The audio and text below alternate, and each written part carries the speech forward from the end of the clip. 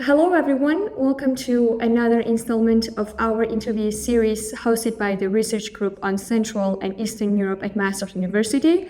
I am Tamar Mnatobishvili, and today we're privileged to be in conversation with Ferenc Laczó, an accomplished assistant professor with a permanent position in history. His rich academic journey has taken him across borders, from Berlin to Budapest, Utrecht to Washington, D.C., so blending global experiences with scholarly insights, and with a profound focus on political and intellectual history, modern and contemporary European and global history, as well as the history of mass violence and the questions of history and memory. Ferenc's contributions to the field are truly remarkable, so welcome and thank you for joining us today. Thank you so much for the invitation and the opportunity. So you have recently co-edited 2 volumes under the title A Global History of Hungary. So could you maybe elaborate on what we should understand by a global history of Hungary and what motivated you to, let's say, pursue such a project? Right, thank you. That's a great place to start. So the title, A Global History of Hungary, refers to a subject and an approach, right? Our subject is the history of Hungary, and we approach it through a global lens. So we aim to show how Hungarian history has actually come to be connected to all the various parts of the globe. And thereby we try to basically systematically embed processes within this one country in the history of the world.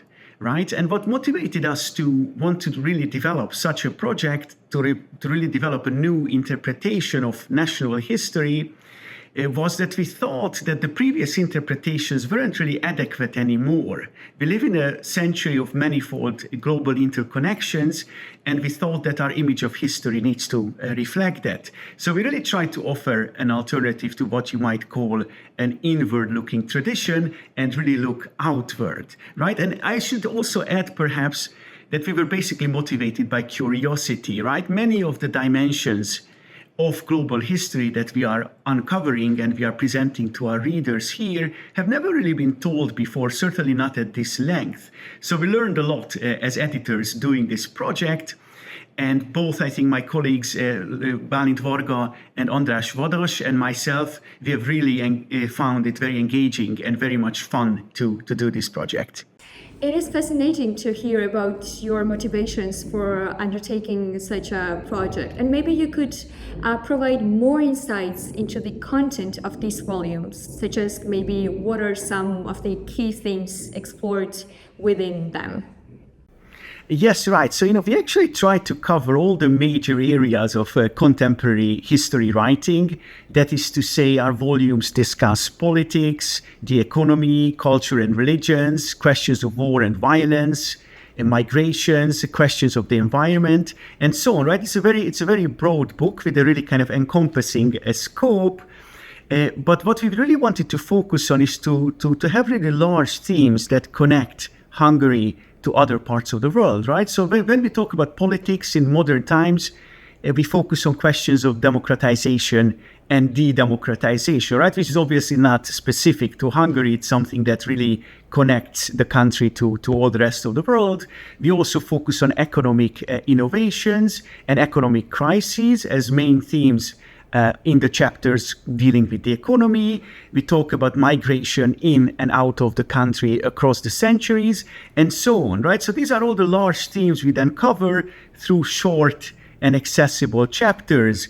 And through these chapters, we then show in detail how Hungarian history has been interconnected with and embedded in the history of the world. That is very insightful. And this actually brings us to the last question. What would you say sets these volumes apart and makes them special compared to other works on Hungarian history? So were there any surprising discoveries maybe, or even revelations that emerged during the preparation of these volumes? Yes, right. So I think the main difference is that we start from globally relevant phenomena and not from the specifics of national history, right? The chapter on democratization starts with the global history of democratization to then look at Hungary as a specific case within that larger story and so on, right? So, we do not take the country as a specific case, but rather as an integral part of the world. And that is actually very different from what practically all the other national histories have done in the past. I should say that there were many surprises, but probably the biggest one was that it was possible to develop such a large-scale project. We have well over 100 contributors here, and we have managed to publish these volumes within a few years.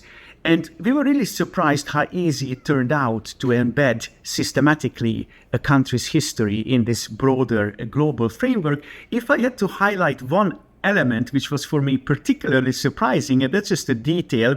You know, we have a chapter on Buddhism and Hungarian Buddhists, and it turns out that the first community of Buddhists in Hungary was actually established in the years of Stalinism, which I would have never expected. Thank you for sharing your valuable insights and reflections with us today, and your dedication to, let's say, illuminating the complexities of Hungarian history through a global lens is truly commendable. And thank you so much for your time and for joining us today. Thank you so much for the excellent questions. It's been a great pleasure. And to our viewers, thank you for joining us today, and stay tuned for more enlightening discussions as we continue to explore the diverse landscapes of Central and Eastern Europe. So goodbye for now.